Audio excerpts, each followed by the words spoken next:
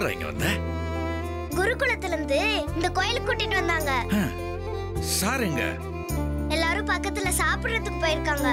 நான் தான் பாட்டி கேட்கறதுக்காக இங்க இருந்தேன். டேய், இவ்ளோ சின்ன உடம்புல இருந்து எவ்ளோ பெரிய பாட்டுறா.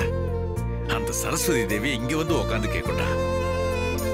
அருமாடா, அருமா.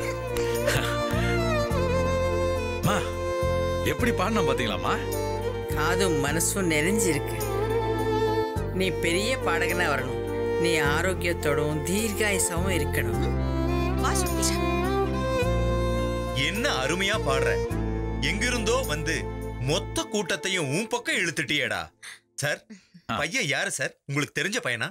ஆமா சார். ஐயோ, என்ன தேடுவாங்க. நான் வரேன் சார். டேய் டேய் டேய்.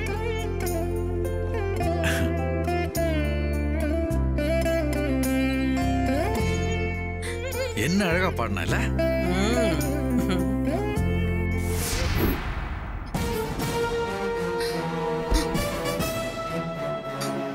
உன்ன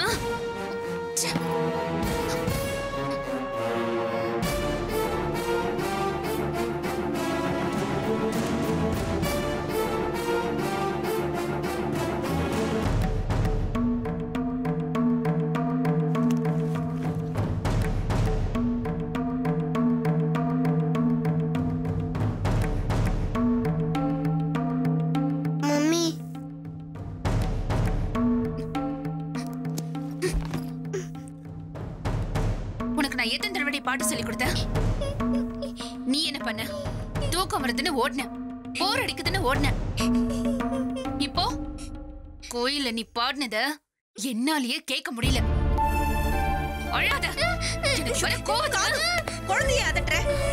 அழாதடா கண்ணா, அழாத. பாடின லட்சத்துக்கு அடிக்காம பாத்தீங்கல்ல. இந்த வயசுல இந்த பாட்டு பாடினதே அதிகம். போதுண்டா, நீ அழாதடா பாப்போமா. மம்மி அடிச்சிடலாம்.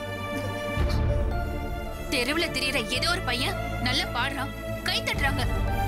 அவனால முடியும்னா இவளால முடியாதா? இவளுக்கு போதும். அந்த தெருவுல பாட்டு பாடுற பையன் வர வரைக்கும் எல்லாருக்கும் இவ பாட்டு நல்லாதான் இருந்துச்சு. அவன் பாட ஆரம்பிச்சதுக்கு அப்புறம் தான் எல்லார் கவனமும் அவன் பக்கம் திரும்பிச்சு. அசிங்கம் மம்மி. கார்த்திக்கு தெரிஞ்ச போதும் இதுக்குதான் பாட வேண்டாம்னு சொன்னு ஆரம்பிச்சிடுவாரு. இப்ப அவரோட அண்ணனும் அம்மாவும் வரட்டும், காலு தரையில இருக்காது, தலையில தான் இருக்கும். ஸ்ருதிக்கு பாட்டு வராது, பாட முடியாதுன்னு லெக்சர் கேட்கலாம். அதான் பிரச்சனை.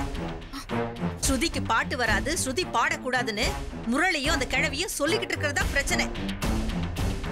முரளிக்கு குழந்தை இல்லாத இருக்கிறப்போ உனக்கு மட்டும் குழந்தை இருந்தா பொறாம வரத்தானே செய்யும். அதான் ஸ்ருதி பாடக்கூடாதுங்கிறது அவங்க எல்லாரோட பிளானும். அவங்க அப்படி நினைக்க கூடாதுன்னு நான் இவ பாடணும்னு திரும்ப திரும்ப சொல்றேன். போதும் ஸ்ருதி குட்டி, நீ ரூமுக்கு போ. கிராண்ட்மா வரேன்.